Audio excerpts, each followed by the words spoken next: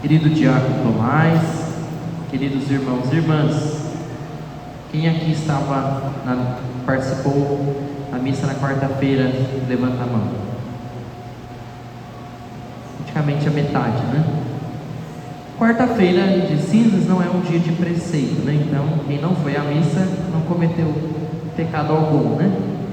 Mas não é um dia de preceito. Mas para a gente entender, quarta-feira de cinzas começou o tempo da quaresma, que dura 40 dias. Hoje Jesus entrou também no Evangelho num retiro quaresmal, passa 40 dias no deserto. Esse número 40 faz referência também aos 40 anos que o povo levou para atravessar o deserto e chegar na terra prometida, depois que Deus os libertou da escravidão do Egito. Então, o número 40 é bastante significativo.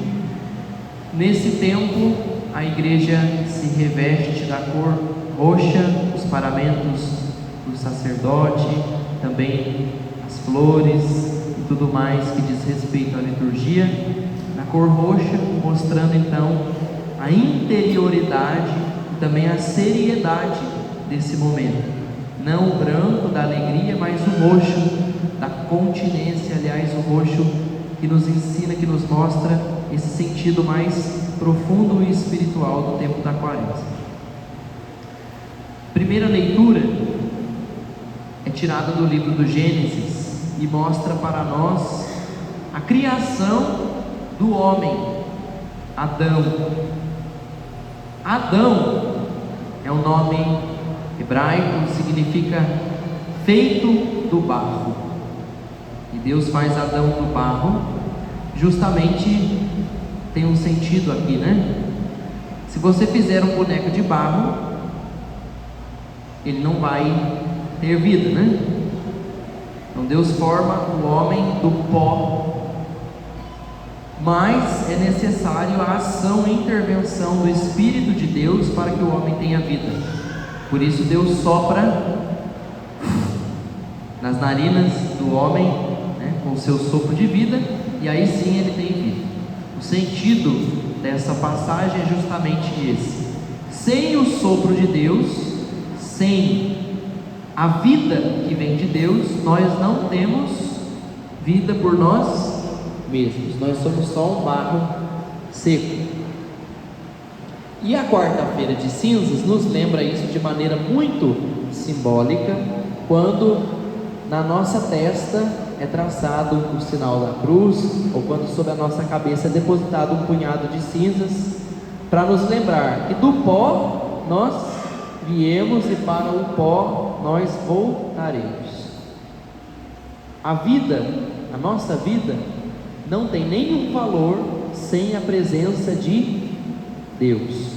Mas a mesma leitura do livro do Gênesis nos mostra que o ser humano, desde o princípio do mundo, coloca coisas no lugar de Deus, se afasta de Deus e por isso perde a sua vida.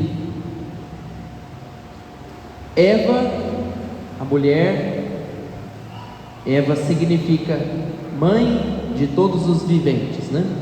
Eva estava junto com Adão no paraíso, no jardim do Éden. E diz o texto bíblico que esse jardim era repleto de frutos saborosos e vistosos, ou seja, coisas bonitas e gostosas, né? Mas que dentre os frutos Deus proibiu que eles comessem de uma única árvore, o conhecimento do bem e do mal. E foi justamente lá que Eva se aproximou da serpente, e a serpente a enganou. O mal, nem sempre o mal é visível. O mal nem sempre parece mal. Geralmente o mal tem uma aparência boa, é vistoso, parece bom, mas não é saboroso. Esse fruto do conhecimento, ele é vistoso, ele aparenta ser bom, mas não é bom. Fica claro para a gente aqui que existe um mundo criado por Deus, que é visível, né? O mundo onde nós estamos aqui, o mundo visível e o mundo invisível. Eu brincava ontem, né? As pessoas diziam assim: quando você veio para cá, você viu o Espírito Santo aí na rua? Alguém aqui encontrou com o Espírito Santo? Na padaria, no supermercado? Você viu o Espírito Santo aí andando? Alguém viu? Não. Por que ninguém viu? Por quê? Gente, porque é um espírito. Espírito não tem corpo. Nós temos corpo. Espírito não tem corpo. Porém, o espírito existe. Sim ou não? Claro que existe. E nós sentimos os seus efeitos, a sua ação. A ação do espírito é perceptível, mas nós não vemos o espírito. Ou seja, existe um mundo material, um mundo que nós vemos, que nós conseguimos tocar com a nossa mão, e existe um mundo espiritual que a gente não enxerga, mas que afeta, que interage com a nossa vida o tempo inteiro. Nós sabemos, a serpente na verdade é um anjo caído, né? Por isso diz o texto também que era o ser mais sábio que Deus tinha criado, inclusive mais sábio do que o próprio homem. O diabo, gente, é muito mais inteligente do que eu e você. O diabo é tão inteligente, mas tão inteligente, que ele cita as escrituras para Jesus. O diabo conhece a Bíblia, o mal conhece a Bíblia também, e cita a passagem inclusive, né? Nós temos aqui na primeira leitura um jardim, e quando o homem se aproxima do pecado, do mal, ele rompe com Deus, porque a única ordem, o único mandamento que Deus tinha dado até então era esse, né?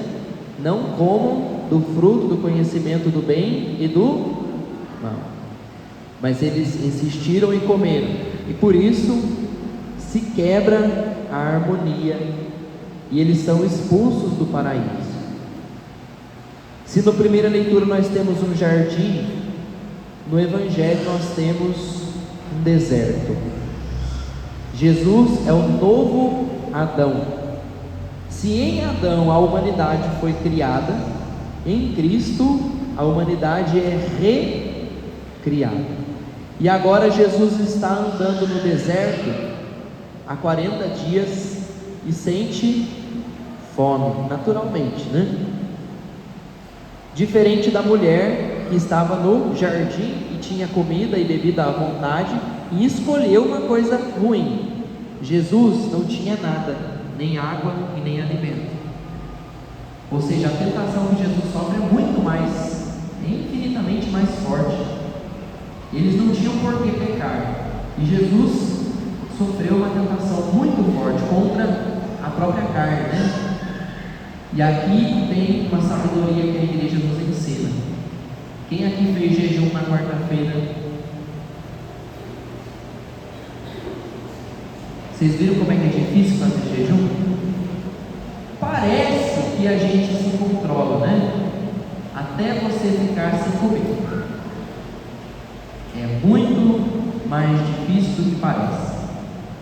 Aqui é uma sabedoria, né? O jejum, ele nos educa, ele nos põe limite, nos ensina.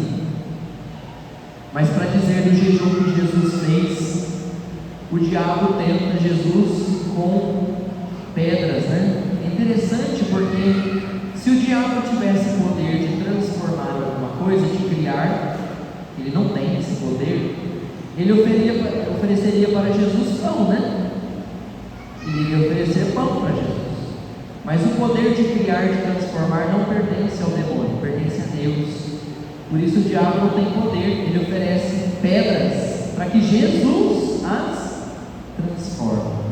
E Jesus diz: não, nem só de pão vive o homem. E Jesus dá 3 respostas para 3 tentações. Uma das tentações, inclusive, é contra a própria vida de Jesus. O diabo leva Jesus para o alto do templo, né? O ponto mais alto do templo, e pede para ele se atirar de lá. Suicídio, né? E Jesus diz: não tentarás o Senhor teu Deus. Jesus responde a todas as tentações com uma verdade bíblica. Jesus responde com uma resposta teológica, né? As tentações, todas elas. E no final ele sai mais forte ainda do que ele entrou. E é interessante porque o texto do Evangelho vai dizer assim: quem levou Jesus para o deserto? Vocês prestaram atenção nisso? Quem que leva Jesus para o deserto? É o diabo? Não, é o Espírito Santo. É o Espírito, diz, né? O Espírito de Deus que leva Jesus. Quem que nos leva para a quaresma? Quem que nos faz viver a quaresma? É o Espírito. Porque nós estamos no mundo físico, material e espiritual. Agora vamos entender uma coisa: o jejum. Por que o jejum é tão importante? Por que a abstinência é tão importante? Por que a oração é tão importante? E a caridade é tão importante? Na verdade é um tripé, né? São 3 coisas que precisa ter na nossa quaresma, senão não tem quaresma, né? Primeiro, jejum, oração e caridade. Prática da caridade. Jejum, oração e caridade. Jesus vive essas 3 coisas aqui no deserto, né? Mas vejam só, vou trazer um exemplo bem concreto para você. Lá na sua casa provavelmente tem debaixo do tanque um par de sapato velho que você não joga fora. Tem no armário, de repente, um vestido seu que você usou 15 anos atrás, depois nunca mais usou, já saiu da moda já. Você não deu, não emprestou, não se livrou, não jogou fora. Provavelmente na sua casa tem umas coisas assim, entulhadas, tem umas tralhas, tem uns papéis, tem umas cartas, tem uns cartões postais, tem umas coisas que você nunca usou, nunca vai usar e não joga fora. Aí eu pergunto para você, sendo muito prático aqui para todo mundo entender, até as crianças vão entender. Se a gente não consegue se livrar de um sapato velho, uma bota velha, de uma roupa velha, quem é que vai garantir que a gente vai se livrar de um pecado velho? Realidade material, realidade espiritual. Os exercícios da quaresma, que são exercícios materiais, nos ajudam a viver no mundo material e espiritual. O diabo não nos tenta só com coisas materiais, ele nos tenta também com coisas mentais, psicológicas e espirituais, situações que a gente vive na nossa vida. Portanto, quem é capaz de fazer penitência, jejum e oração é capaz de se livrar do pecado, se libertar do pecado. Mas se eu não consigo na quarta-feira, exceto por motivo de saúde ou de idade avançada, né? Ressalva isso, né? Com essa ressalva. Se eu não consigo na quarta-feira de cinzas, na sexta-feira da paixão, ficar sem comer um pedaço de carne, é sinal que eu não me controlo, não é? E aí eu pergunto, onde é que está a sua liberdade? Porque a gente acha que liberdade é fazer tudo que dá na telha, quando na verdade a liberdade é fazer o que a gente precisa fazer. O limite, essa palavra que praticamente sumiu, né, nas nossas vidas, o limite nos ajuda a sermos mais livres. Quando a gente tem limite, a gente é mais livre. Quando a gente não tem limite, a gente se prende a todo tipo de sedução do pecado.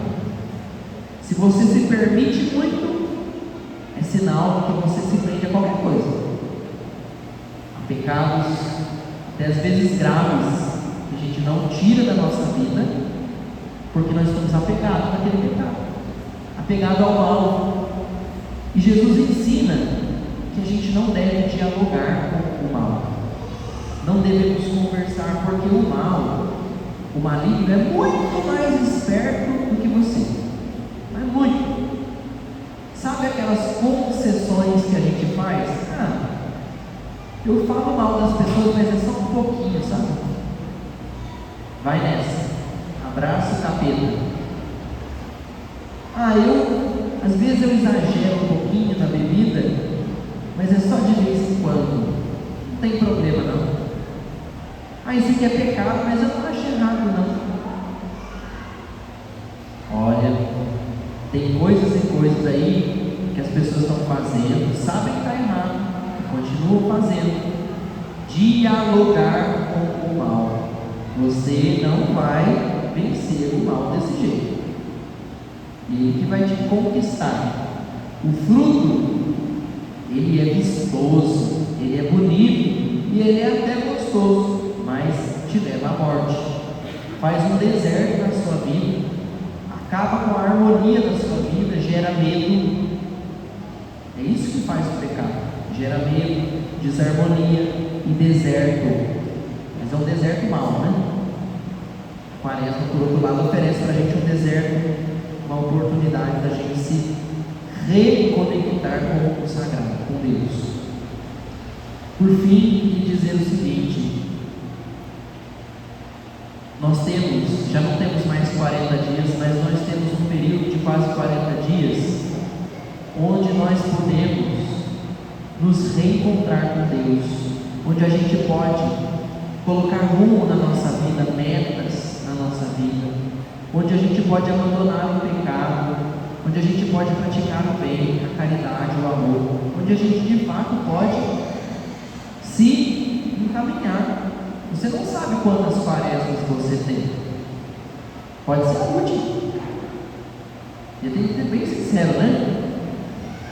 Pode ser a nossa última quaresma agora.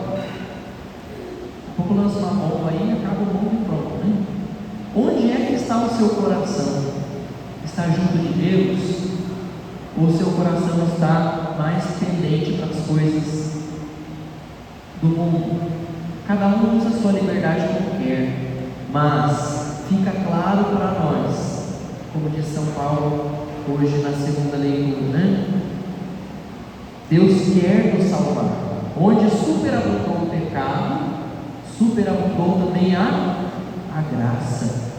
Deus pode transformar o deserto do seu coração num jardim, mas você, pelo seu pecado, pode transformar o jardim do seu coração num deserto. Nós que temos na nossa mão a escolha. Feche seus olhos um instante. Pense naquilo que você precisa tirar da sua vida nessa quaresma. A abstinência nos ajuda, o jejum nos ajuda. Essas práticas de quaresma, a caridade, né? Ser caridoso com os outros não é só dar esmola, não é só dar comida, também é isso, mas também é visitar o doente, é rezar por uma pessoa que te persegue, é pedir a Deus a graça do perdão e da reconciliação. Tudo isso é caridade também. As obras de misericórdia e principalmente a oração. Não podemos, não devemos jamais nos separar de Deus.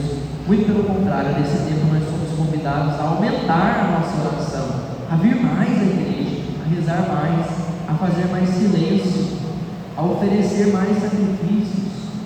É um tempo privilegiado, não vamos perder essa oportunidade.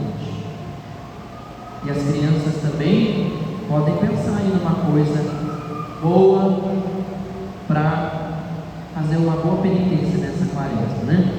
Já vai aprendendo já desde pequeno a se controlar, a ter um coração agradável a Deus, como nos diz o Salmo 50. Dai, Senhor, o coração que seja puro e o espírito decidido. Amém. Agora eu queria chamar as crianças aqui na